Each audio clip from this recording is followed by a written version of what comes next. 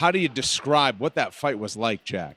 It was a lot of fun, Looking at my face, I didn't think Bilal had that in him to do that much damage, but he did pretty well. Tough fight. I expected a tough fight, and I guess that's what we got. After about a year on the shelf, what did you find early in the fight? Because it didn't look like it took you a long time to really start feeling it. You know what? I got back in the gym pretty quick. I tried to work on my footwork, which is the first thing I could work on with the arm, and just worked on it since. But I've been at this for a long time, so I think the layoff was a good thing. It was a blessing in disguise. Got my hunger back, and I was just chomping at the bit to get back in here. What were the early moments like? It's one thing to think about it and to prepare for a title fight and talk a lot about it. It's another thing to stand across the octagon from him when it was go time. What do you remember thinking? I felt I wasn't getting too caught up in the championship thing. I understood Della was a very good fighter, and I feel like I got the reads on pretty quick. I tried to land up in the body. I knew it was a long fight, so I wanted to start slowing him down with the body shots. I felt like I did. A lot of people were saying I don't have wrestling, but I felt like I did pretty good in the wrestling. Maybe I relaxed too much on the bottom at some point, but I just took my breath back and then got back to my feet. Well, the commentary was glowing about your wrestling skills, and I think you showed them quite well. Did you expect more of an attack from Bilal? Because he really didn't shoot a lot of takedowns until maybe the latter stages of the fight. I mean, he was talking a lot about Canelo hands, so I thought he'd dip the toes. I was expecting, after the first round, I felt like I got my reads going, so I was expecting him to start shooting a bit earlier, but he wasn't shooting that often. I was throwing up the knee, faking him, so maybe he was a bit wary of the knee up the middle. I got it at one point, but yeah, no, I was expecting a full arsenal from Bilal.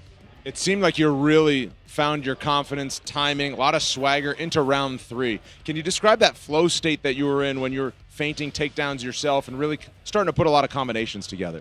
Yeah, no, I'm a student of the game, and I watch a lot of great challengers rise to the occasion, and that's what I wanted to do. I just wanted to rise to the occasion, get into a flow state.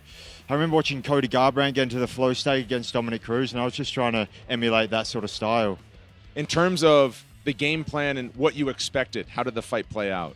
I mean, honestly, it was pretty much what we expected. I wanted to use my footwork, head movement, try and sting him with the jab, hit him in the body, defend the takedowns. I feel like, thinking back on the fight, I think we stuck to the game plan pretty well. Went back to the corner, listened to my coaches, and kept asking them, am I up? And then when I heard 48-47, I thought, yeah, I definitely had 3 rounds in the bag.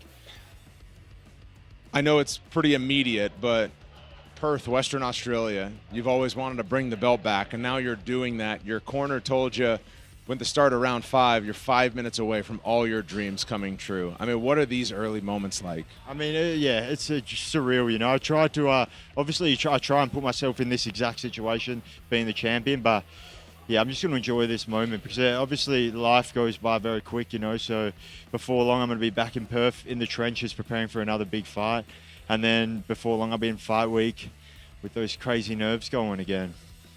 The next big fight could be Islam Makhachev. You spoke about it briefly. Your early thoughts on that potential matchup, because now everybody's going to want to know what's next as you look forward. I mean, obviously the welterweight has a lot of good challenges, but I think if someone like Islam wants to step up, you've got to give him the shot, Pound for pound, one of the best, and it would be a dream to fight one of the best pound for pound guys in the world with my first defense. What does it mean for you in a division like this? You just spoke about it. There's a lot of sharks in this tank, and there's a lot of guys that can make a strong case for fighting for a title in short order. You're the guy that got the opportunity, and you got the job done. What does that mean to you in a division like this? Yeah, I know a lot of people say, I don't deserve the shot, but, honestly, it doesn't matter if you deserve it or not. It's what happens. It's who the UFC want to put in there with, and then when you get the opportunity, rip it in your hands and don't let go of it.